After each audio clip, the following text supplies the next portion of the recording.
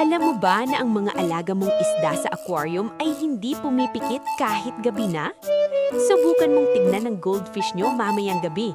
Kahit madilong na ang bahay, dilat na dilat pa rin ang kanilang mga mata. Bakit kaya? Ang sikreto, wala silang eyelids o talukap ng mata. Kaya kahit gusto nilang matulog, hindi nila kayang ipikit ang kanilang mga mata gaya nating mga tao.